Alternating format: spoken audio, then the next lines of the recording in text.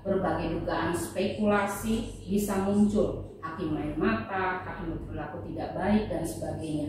Kondisi seperti ini bisa saja menimbulkan berbagai reaksi negatif dari pihak berperkara atau masyarakat terhadap hakim dan lembaga pengadilan. Sebagaimana yang terjadi Senin 4 Juli 2022 lalu di Pengadilan Negeri Maumere, Kabupaten Sika, Provinsi Nusa Tenggara Timur, di mana keluarga korban penganiayaan tidak terima dengan keputusan majelis hakim karena pelaku penganiayaan berat itu divonis 9 bulan penjara. Lalu terjadi protes hingga akhirnya melakukan tindakan terpuji, melemparkan sendal jepit ke arah majelis hakim setempat.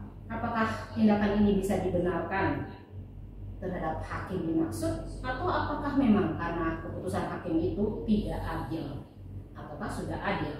Komisi Yudisial KY adalah pihak yang diberikan kewenangan untuk bisa mengawasi kinerja dan etika hakim serta masyarakat pencari keadilan. Nah, bagaimana nih pengawasan yang dilakukan KY terhadap hakim selama ini? Hari ini Selasa 23 Agustus 2022 bersama saya Noveni dan Novel, kita akan membahasnya di podcast Poskupang dan hadir di studio podcast Poskupang. Pertama ada juru bicara Komisi Yudisial Republik Indonesia, Niko Ginting, Sarjana Hukum Mas MA. Selamat siang. Selamat siang, Kak Femi. Apa kabar semua Tribuners ya? Saya manggilnya Tribuners ya. Semoga sehat dalam keadaan baik semuanya. Dan yang kedua ada Koordinator Kantor Penghubung Komisi Yudisial Republik Indonesia Wilayah Nusa Tenggara Timur, Hendrikus Ara SHMH. Selamat siang Kak Hendrik. Selamat siang Kak Femi. Selamat siang Tribuners di mana saja berada. Salam jumpa kembali. Dan Tribuners, kita akan membahas temanya kasus sendal jepit di ruang sidang, pengawasan dan advokasi hakim oleh Komisi Yudisial. Kak Niko, apa kabar? Kabar baik. Sudah berapa hari?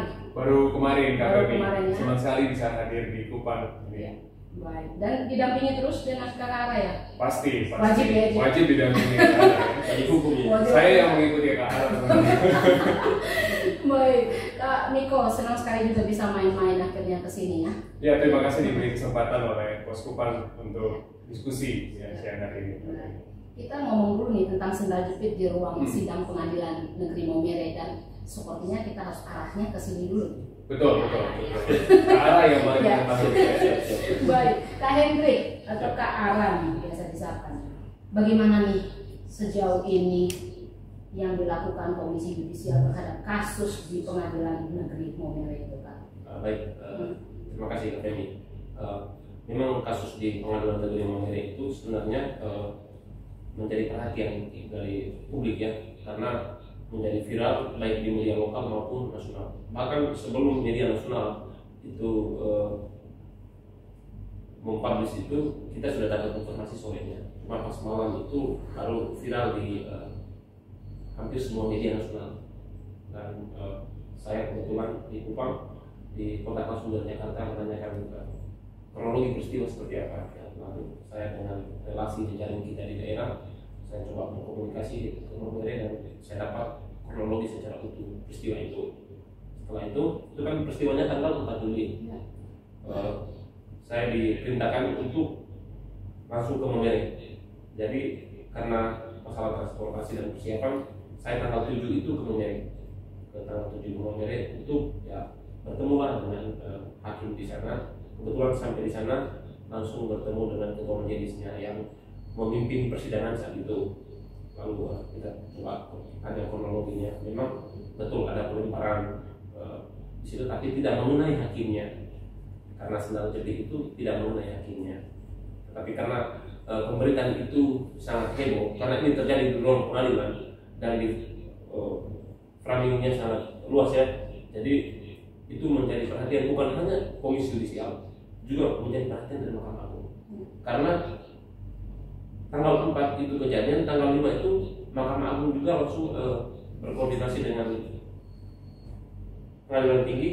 Besoknya itu Ketua Pengadilan Tinggi langsung ke Maumere juga untuk bertemu dengan Pak Hakim. Jadi sebelum saya ke sana, Ketua Pengadilan Tinggi sudah duluan ke sana juga dalam rangka itu mencari tahu.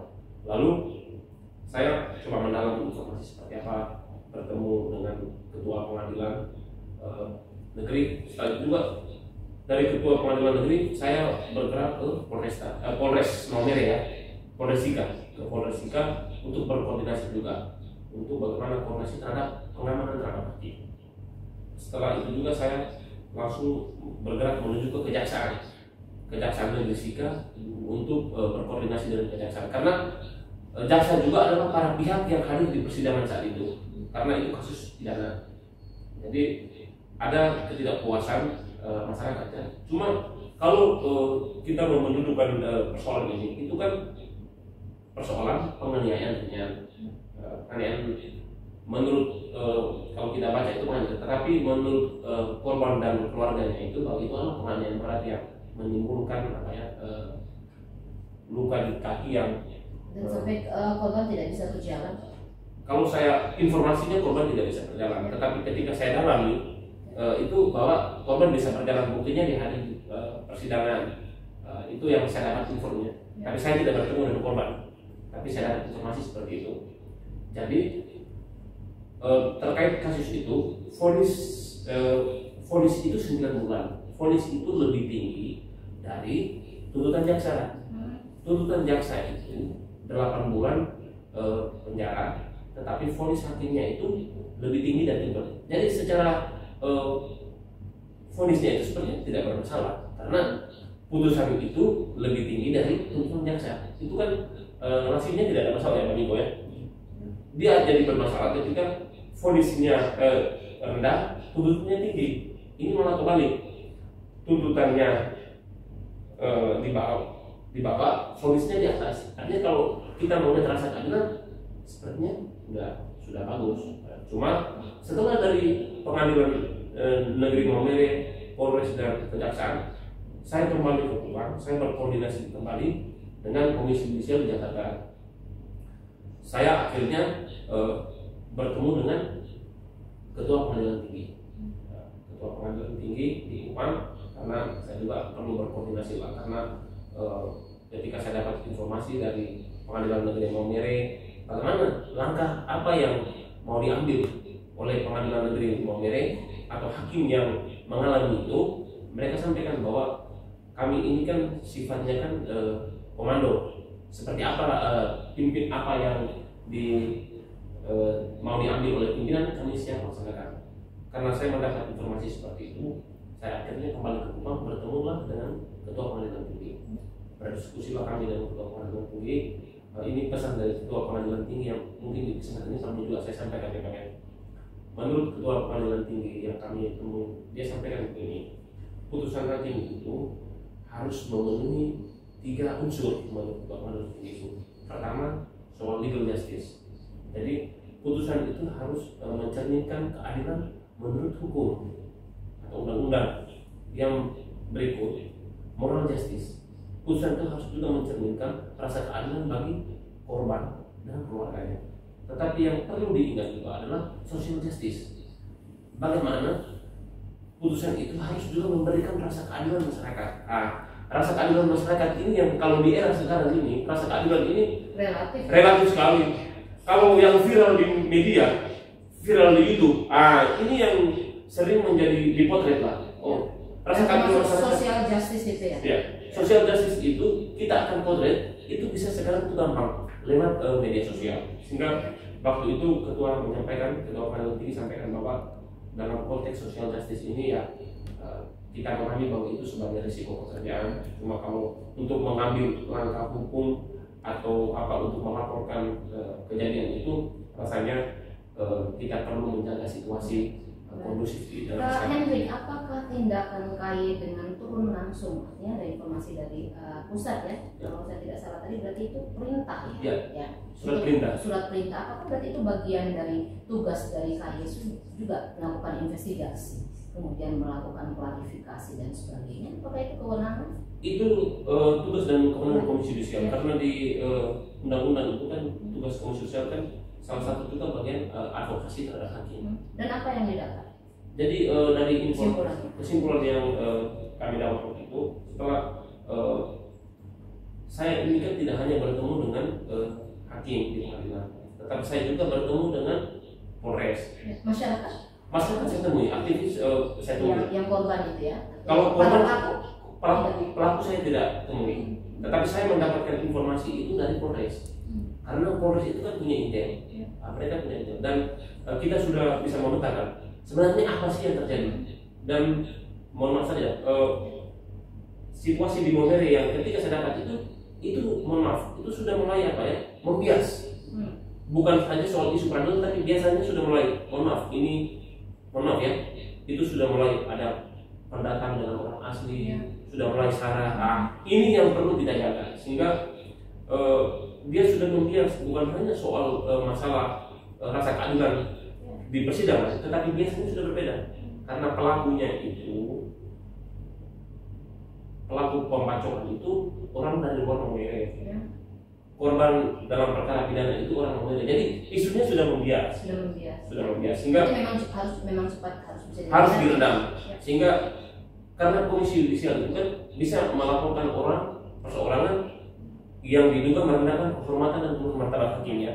Cuma dalam konteks situasi sosial juga kan perlu kita lihat. Itulah waktu ketemu dengan Ketua Pengadilan Tinggi, beliau menyampaikan terima kasih kepada komisi yudisial karena sudah peduli, sudah perhatian dengan hakim.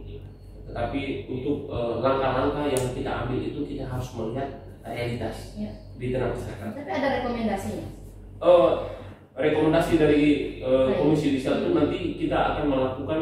Saya kebetulan sudah ketemu dengan ketua bidang advokasi secara informal, itu disampaikan nanti kita akan melakukan edukasi publik. Rekomendasinya edukasi. Kita lakukan edukasi publik di wilayah hukum Pengadilan Momere. Yang menarik dari kasus itu, Pak Niko, kan ada sendal jepit itu yang akhirnya dilempar. Terlepas dari amarah dari kasus itu dan sebagainya, kan salah satu tugas saya yang saya baca-baca kan juga adalah bagaimana menjaga, menegakkan kehormatan, keluhuran, martabat serta perilaku hakim.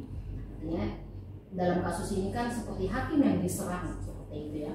Mungkin Kak Niko bisa menjelaskan sebenarnya kewenangan atau tugas dari KAI itu apa saja sih? Oke, pertama saya mau kasih komen dulu ya terhadap kasus itu ya Kak Penny ya. Jadi begini, apakah masyarakat bisa protes terhadap hakim atau putusan hakim ya? Hakim dalam hal ini sebagai penyelenggara peradilan ya. Sangat bisa. Dan itu bagian dari ekspresi masyarakat ya. Jadi bahkan protes itu bagian dari partisipasi publik untuk menjaga kemandirian peradilan gitu ya. Bukan bagian dari intervensi terhadap hakim. Bukan. Nah, dan itu harus dijamin.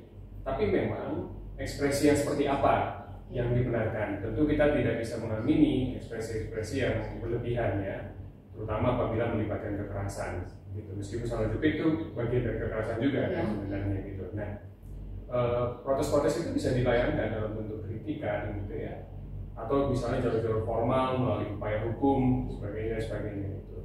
Atau bahkan juga bisa melaporkan kepada komisi yudisial apabila terdapat dugaan pelanggaran kode etik dari hakim. Nah ini yang harus diletakkan dalam proporsi yang tepat gitu ya. Jadi bahwa protes publik itu wajar dan harus dijamin oleh undang-undang gitu. Bahkan hakim juga harus menjamin bahwa ada partisipasi publik dalam penyelenggaraan peradilan. Nah, tapi ya tadi ekspresinya adalah ekspresi yang proporsional, yang bisa melalui jalur formal tadi ya.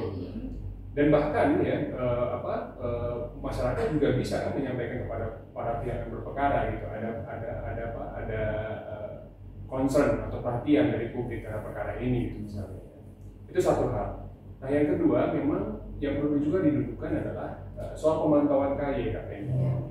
Ini selama ini perlu saya address ya, karena pemantauan ini seakan-akan ada nuansa tuh mata-matain, ya kan? Mengintervensi peradilan. Ini kan pemantauan itu suatu kewenangan yang dijamin dalam undang-undang komisi yudisial ya. Salah satu tugas dan kewenangan komisi yudisial itu adalah dijawab ya, berarti kewenangannya apa saja sih supaya artinya semua orang bisa tahu. Bisa tahu gitu ya. Jadi melakukan pemantauan dan pengawasan perilaku hakim. Nah, pemantauan ini dalam banyak kesempatan itu memang dilakukan langsung oleh teman-teman di penghubung ya di berbagai wilayah Republik Indonesia. Dalam konteks ini adalah teman-teman penghubung di NTT yang langsung itu artinya dia bisa hadir ya di pengadilan.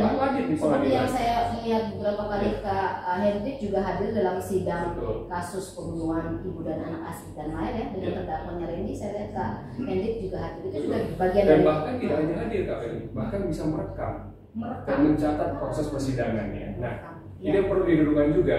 Pemantauan itu tidak selalu berada dalam koridor pengawasan hakim. Pemantauan itu adalah pengumpulan dan pengamatan informasi. Ujungnya bisa pengawasan perilaku hakim, ya, dalam konteks dugaan pelanggaran kode etik, atau advokasi hakim. Kalau kita merasa bahwa hakim mendapatkan intervensi, intervensi kan banyak macamnya, bisa langsung, bisa tidak langsung, bisa berupa intimidasi, bisa berupa iming-iming. Nah, maka kita bisa membawanya ke dua aras, ya. Satu pengawasan perilaku dalam konteks pengawasan perilaku hakim gitu ya. Satu lagi advokasi hakim. Apakah berarti harus wajib nih KY hadir dalam setiap persidangan atau memilih sidang yang mana? Kalau dalam konteks praktik kita harus memilih, ya. Harus memilih karena setiap tahun itu kita menerima hampir 400 permohonan pemantauan seluruh Indonesia. Itu permohonan pemantauan itu dari masyarakat atau dari hakimnya sendiri? Dari masyarakat dan inisiatif. Jadi jalurnya ada dua, inisiatif dari KY, Komisi Yudisial, atau dari permohonan dari masyarakat. Kalau permohonan 400 ya? 400, 400. Dan lebih banyak itu memang dari permohonan masyarakat. Nah, dan kita kan tidak bisa hanya sekali. Jadi persidangan itu kan proses yang panjang juga ya. Di perdata mungkin 6 bulan ya maksimal. Nah itu kita harus mengikuti dari waktu ke waktu. Maka kita akan menemui yang dinamakan dengan keterbatasan sumber daya kan. Tentu ada kasus yang lebih prioritas, ada agenda yang lebih prioritas dan sebagainya. Nah ini yang kita sedang lihat ya, dan kumpulkan mana yang prioritas. Kalau prioritas tentu harus dipantau. Tujuannya apa kami tadi? Bukan untuk memata-matai hakim. Sekali lagi bukan untuk memata-matai hakim. Kita hadir dalam konteks pemantauan itu justru untuk menjaga independensi hakim. Nah, kalau independensi hakim terjaga, maka putusan yang akan diberikan adalah putusan yang mandiri. Itu bahkan sekaligus untuk antisipasi ya sebenarnya. Betul. Sehingga mungkin kalau ada gerakan-gerakan indikasi-indikasi mau masuk, aduh, ini ada KY nih di sini. Betul. Dan yang kedua misalnya kita bisa mengukur ya.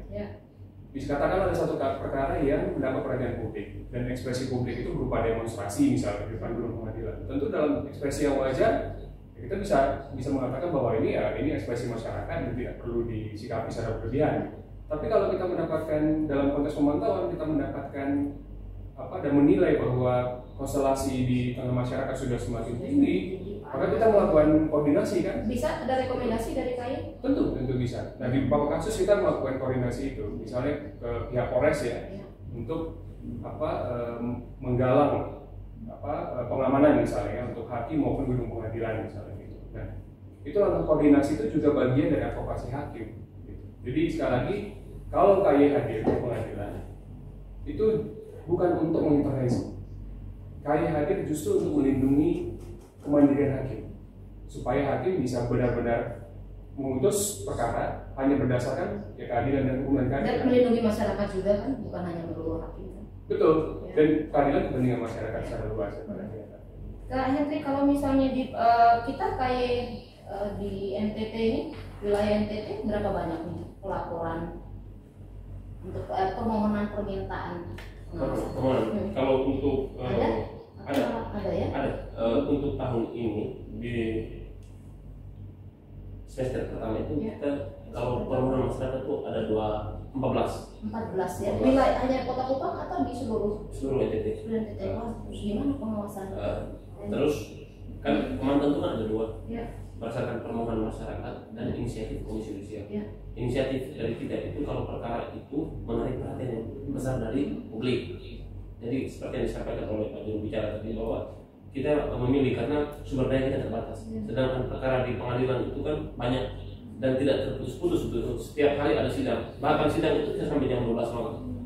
Jadi kita memilih dan tidak semua permohonan masyarakat itu kita disetujui untuk dipantau karena kita juga tadi skala prioritas tadi itu urgen tidak Komisi Yudisial hadir di situ karena tadi keterbatasan sumber daya tidak juga. Cara untuk melaporkan atau meminta permohonan itu dilayangkan melalui surat atau ada mail atau ada langsung kontak person? Kalau di kita itu kan bisa melalui surat, melalui email, bisa juga langsung datang ke kantor Komisi Yudisial. Emailnya mungkin bisa disampaikan? komisi-yudisial.go.id. Untuk itu NTT atau kalau tembusan ke? Itu untuk semua, tapi kalau di NTT itu saya bukan apa, tapi nomor kita, kantor kita kan sudah familiar dan jejaring kita di daerah itu sudah kayak teman-teman di pos bakum, ada orang-orang yang berkarir di pos bakum kan selalu tersambung dengan kita. Kita punya jejaring di situ. Terus lembaga sosial masyarakat itu juga selalu ada di sini. Ketika ada masyarakat itu kita selalu dihubungi. Jadi ketika dihubungi kita kirim formatnya atau kita minta, oke, langsung saja bersurat ke KAI. Sebenarnya begini, gimana Pak? kita sudah Komisi Judisial itu sudah punya satu portal ya untuk melakukan pelaporan secara online. Jadi punya desktop gitu ya, atau melalui email, atau juga bisa melalui pos, atau juga bisa melalui teman-teman di penghubung. Nah, tapi saya kira untuk konteks yang masih bisa ditempuh ya secara geografis itu sebaiknya ke penghubung. Saya ingin memberikan saya ingin memberikan peran penting penghubung, tidak hanya ketika itu pemantauan atau pelaporan itu ditindaklanjuti, tapi juga ada tugas dari penghubung untuk melakukan konsultasi. Langsung ya, tidak konsultasi itu kan juga untuk menilai apakah misalnya syarat-syarat yang sudah ditetapkan ya, nama pelapor dan sebagainya, kronologi perkara itu dilengkapi. Jadi kendala administrasinya juga sudah terpecahkan terlebih dahulu. Ini kan kalau kendala administrasi dinilai dulu dan sebagainya, masyarakat menganggap kok terlalu lama gitu. Nah ini kan sudah bisa dipecahkan terlebih dahulu ya dengan konsultasi itu. Kedua, objeknya, karena kita setiap tahun Kak Tani, tahun lalu misalnya per 2021 kita menerima 2.129 laporan masyarakat dari seluruh Indonesia. Dari NTT itu ada 37 laporan. Ini hanya untuk betul, dugaan pelanggaran kode etik. Kemudian ada 400 laporan pemantauan. Nah, tentu itu semuanya tidak bisa ditindaklanjuti, bukan karena hanya sumber daya yang terbatas, tapi karena memang objeknya bukan masuk dalam kewenangan Komisi Judisial. Misalnya dalam persidangan, ternyata yang diprotes oleh masyarakat itu adalah perilaku advokat misalnya gitu. Atau jaksa misalnya. Betul, dan masyarakat kan melihat Komisi Judisial, oh ini bisa nih lapor misalnya gitu ya. Tapi diarahkan tidak kemudian ketika Komisi Judisial melihat, oh ini bukan kewenangan kita, ini lebih ke arah ini, dilaporkan ke komunitasnya tidak? Nah itu peran yang penghubung dalam konsultasi itu untuk melihat kan, oh ini sebenarnya bukan perkaranya yang melibatkan hakim sebagai objek kewenangan Komisi Judisial gitu ya, tapi ini melibatkan kepolisian, kejaksaan, advokat misalnya gitu. Nah kakak Ara dan teman-teman di penghubung itu bisa mengarahkan bagi pelapor gitu ya, dan pemohon pemantauan untuk sebaiknya itu diarahkan kepada Dewan Etik Advokat misalnya begitu. Jadi ada peran konsultasi penghubung juga yang begitu penting ya, selain juga edukasi publik dan sebagainya. Kami kok tadi kan bilang 2.129 dugaan pelanggaran kode etik. Sejauh mana ini diproses oleh Komisi Judisial? Ada nggak sampai hakim nakal ya, saya bilang tanda kutip itu, yang kemudian diproses ditindak tegas? Per 2021 kita sudah mengajukan rekomendasi sanksi kepada Mahkamah Agung itu 85 hakim. 85 hakim. Dengan rekomendasi apa? Beragam ya, ada yang ringan sampai yang berat. Berat itu kalau berat itu dia rekomendasinya salah satunya pemecatan. Ya. Di tahun lalu ada 2 perkara yang dengan 3 hakim ya kita ajukan ke Majelis Kehormatan Hakim Pak Femi, Pak Ara untuk dengan sanksi pemberhentian dengan tidak tetap. Bagaimana? Dengan tetap. Implementasinya. Nah, ketika begini, Majelis Kehormatan Hakim itu kan komposisinya 4 dari Komisi Judisial, 3 dari Mahkamah Agung. Dan diadakan hanya untuk sanksi-sanksi yang berupa pemberhentian tetap, baik dengan hormat maupun tidak dengan hormat. Nah, kemarin kita mengajukan 2 perkara, kemudian dengan 3 hakim. Nah, dari sanksi pemberhentian akhirnya menjadi non palu untuk 2 perkara itu. 2 tahun. Dia tidak boleh bersidang. Tidak boleh bersidang selama 2 tahun. Tentu ada beberapa alasan-alasannya ya, yang sangat kasuistik pada konteks itu gitu ya.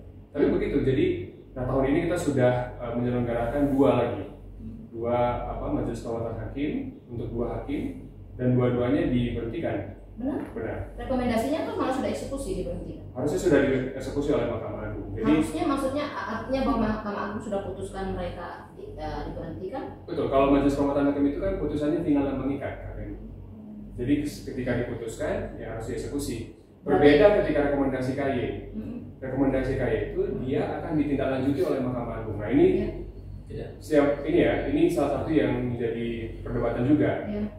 Kenapa misalnya Komisi Judisial itu sanksinya berupa rekomendasi? Ya. Kenapa tidak komisi yudisial sendiri yang memutus ya. dan melaksanakan misalnya? Nah, karena ciri khas komisi gini, sanksi itu kalau kita lihat ya, jenis-jenisnya itu memang berhubungan dengan kepegawaian hakim. Sanksi ringan misalnya teguran tertulis, kemudian juga penundaan gaji, penundaan kayak pangkat. Nah ini kan harus dilaksanakan oleh institusi yang membawahi hakim. Itu. Ya. Gitu, komisi yudisial kan tidak membawahi hakim ya. Saat ini misalnya ada 9.595 hakim, ya, kurang lebih, baik dari hakim agung sampai hakim tingkat pertama. Gitu. Nah, ini kan dibina oleh Mahkamah dan dibawahi oleh Mahkamah Agung, sehingga karakter sanksinya itu berupa rekomendasi, gitu, untuk diberikan ke Mahkamah Agung. Gitu. Responnya dari Mahkamah Agung cepat terhadap rekomendasi kali itu tidak? Isunya bukan cepat atau lambat, tapi lebih kepada rekomendasi ini berhubungan dengan teknis yudisial atau tidak. Gini, kalau teknis yudisial, dia berhubungan dengan pelanggaran hukum acara. Pelanggaran hukum acara. Betul. Ya. Nah, itu dianggap oleh Mahkamah Agung sebagai bagian dari Kemandirian Hakim yang harusnya tidak diberi sanksi, tapi melalui upaya hukum. Ya. Gitu ya. Nah, namun juga ada yang dinamakan perilaku murni. Perilaku murni itu menerima suap, menggunakan narkotik, selingkuh misalnya gitu ya. Selingkuh juga ya. Masuk dalam perilaku murni.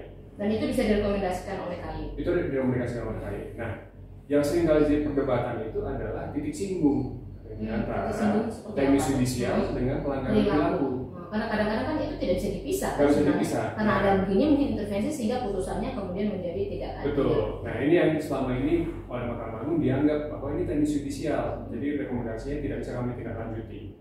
Komisi yudisial mengatakan bahwa ya tidak begitu. Ini ada unsur perilakunya, jadi harus ditindaklanjuti. Nah saat ini memang sedang dicoba diselesaikan ya dengan membuat demarkasi atau garis batas. Ya.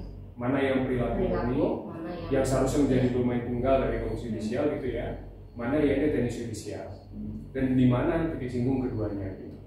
Nah kalau misalnya ada titik singgung dan kemudian tidak terselesaikan antara Mahkamah Agung dan komisi yudisial, ada satu mekanisme lagi, namanya pemeriksaan bersama. Pemeriksaan bersama. Pemeriksaan bersama itu antara Mahkamah Agung dengan komisi yudisial.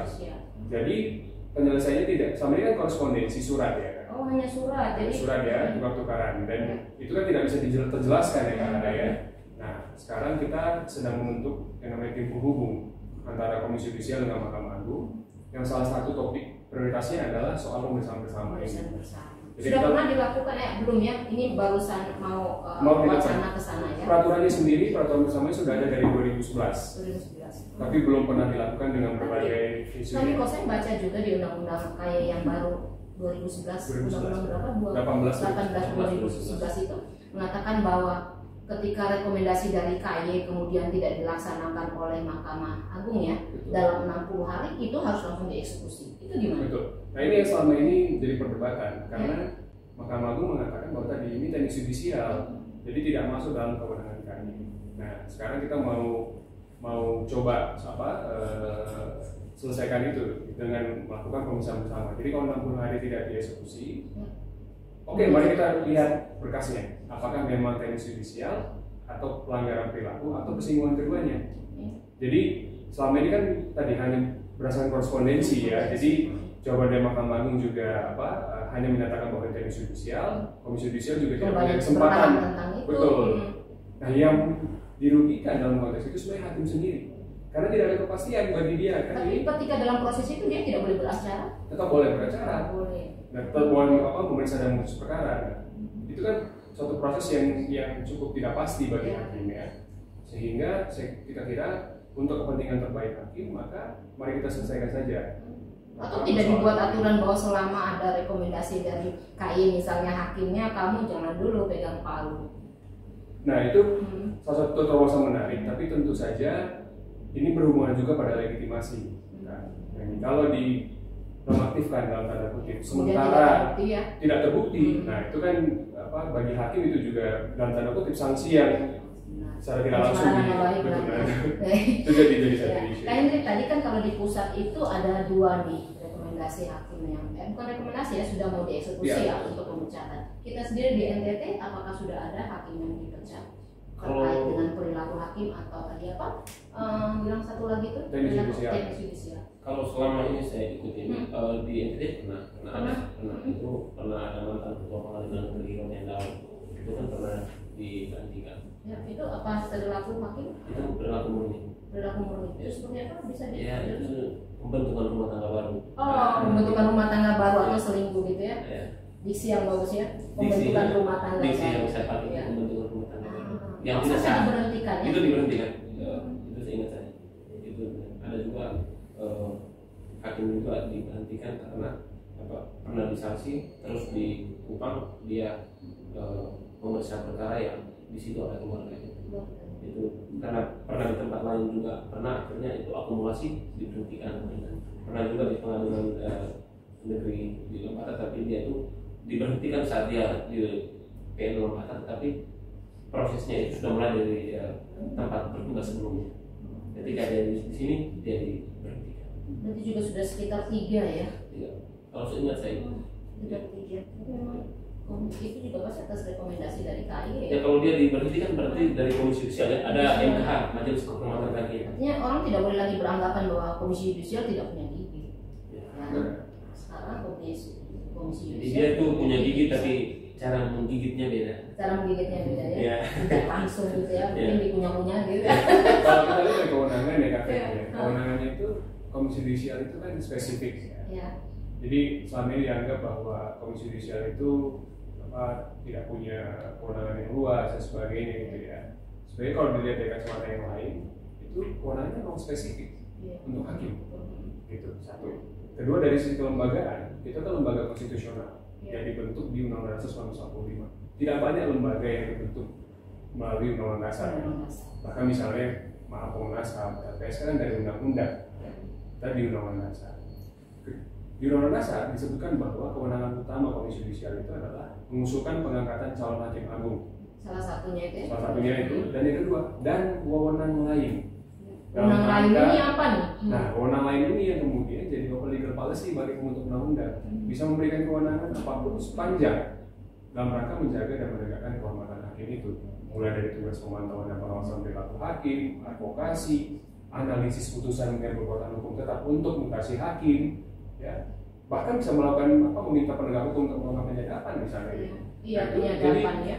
Jadi sebenarnya ini sangat Tapi spesifik. apa bisa juga nih KAI melakukan penyadapan terhadap hakim? Kalau di undang-undang kan dibuka Iya. kewenangan itu. Iya. Nah, memang kendala kita adalah penegak hukum itu masih belum ingin menindaklanjuti karena gini, penyadapan itu kan pro justisia, ya demi kepentingan penegakan hukum karena dia menerobos hak privasi kan, sama dengan kita misalnya digeledah, dia kan harus pro justisia gitu ya. Kalau belum masuk pro justisia, kita kan tidak bisa digeledah, Betul. disadap. Ya. Dari kacamata itu, Ya. alasan itu menurut saya juga beralasan ya, punya argumentasinya gitu. Nah, mereka mengatakan, penegak hukum mengatakan, kayaknya kan lembaga etik, jadi nggak bisa mengeluarkan perintah pro justisia misalnya gitu ya. Itu satu perdebatan juga. Nah, ini coba juga dibicarakan bagaimana kemudian kita mengefektifkan kewenangan ini. Tapi lagi-lagi bahwa kalau dilihat sangat lengkap mulai dari rekomendasi hakim agung, pengawasan perilaku, ya ketika hakimnya terindikasi dugaan pelanggaran kode etik, tapi kemudian juga ketika hakimnya terintimidasi ya, itu juga kita melakukan advokasi hakim.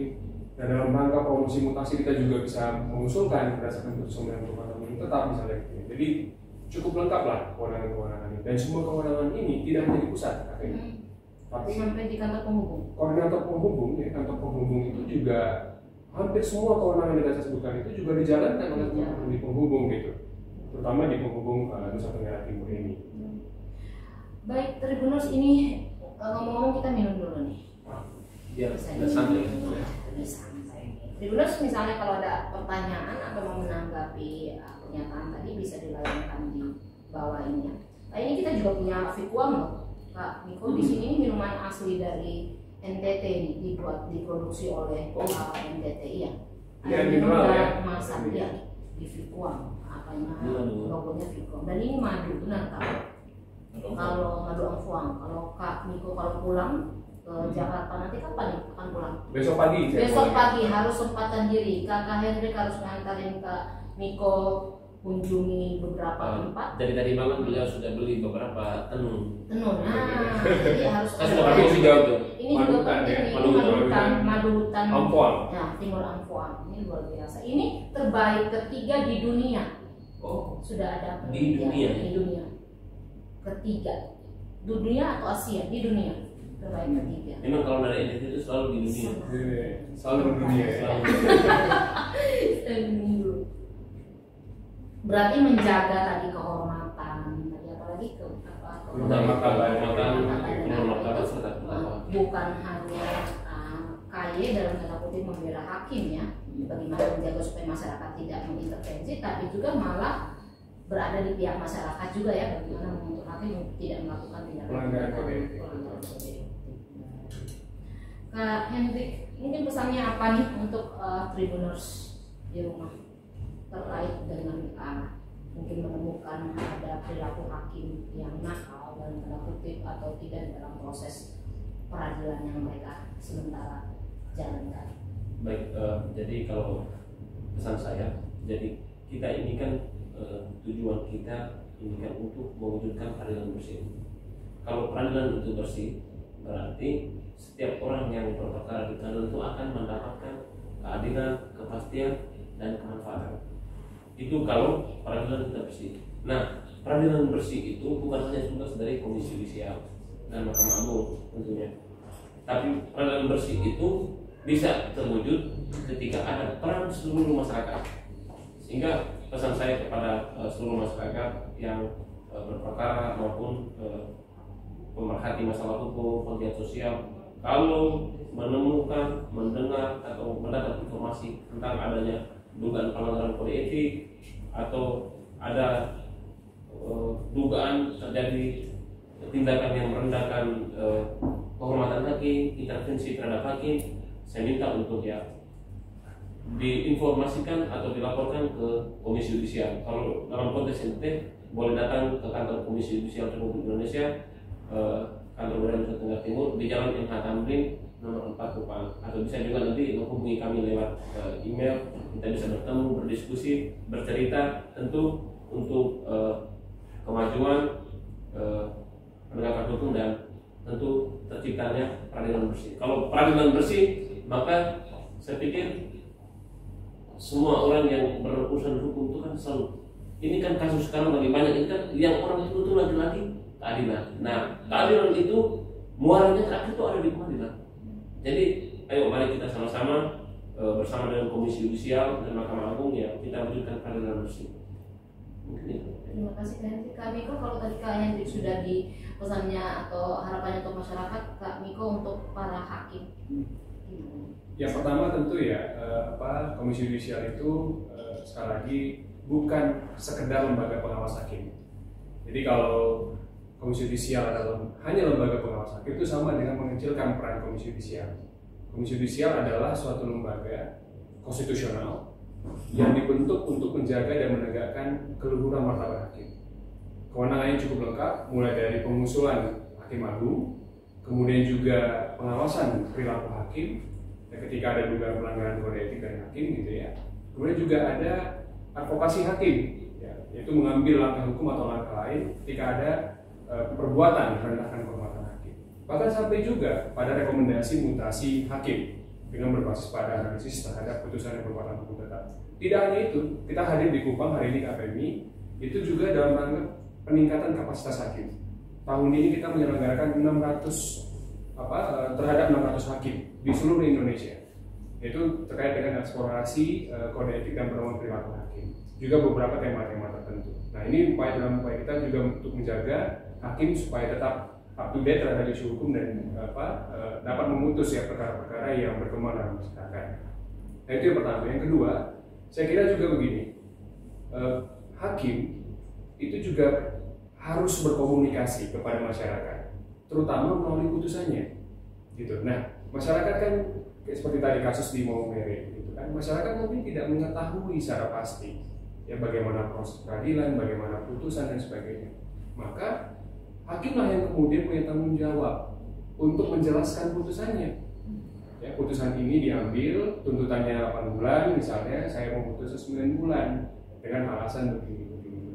Dan saya kira itu bisa juga keluar dari jalur yang hanya formal begitu membacakan putusan, tapi juga harus menjelaskan kira-kira apa yang kurang dimengerti dan sebagainya. Karena tadi putusan itu tidak hanya berdampak bagi terdakwanya, tapi juga bagi masyarakat sekitar, bagi keluarga terdakwa, bagi para pihak perkara dan seterusnya gitu ya. Jadi ini salah satu kemampuan yang saya kira juga perlu kita diskusikan bersama, yaitu bagaimana hakim dapat mengkomunikasikan tugas dan kewenangannya terutama putusannya.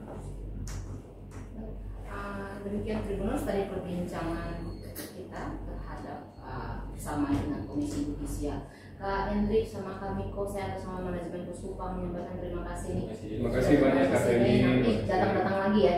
Kita dengan tema yang berbeda-beda. Undangan besok. Ya. Dan semoga kegiatan para hakim ya. Ya, peningkatan kapasitas hakim. Hari ini sudah pembukaannya sebentar ya. Betul. Bisa dijalankan dengan baik dan akhirnya kita bisa menghasilkan hakim-hakim yang berkualitas tidak saja secara pengetahuan tetapi juga moral etikanya ya.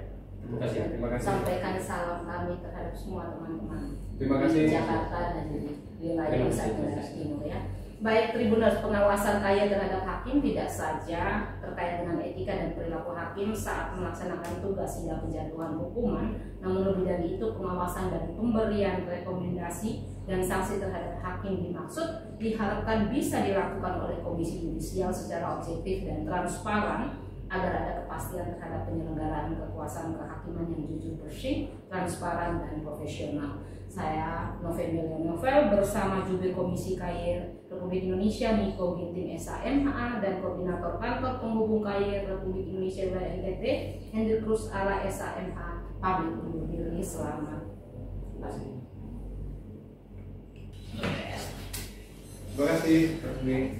Mana bisa foto kami kan?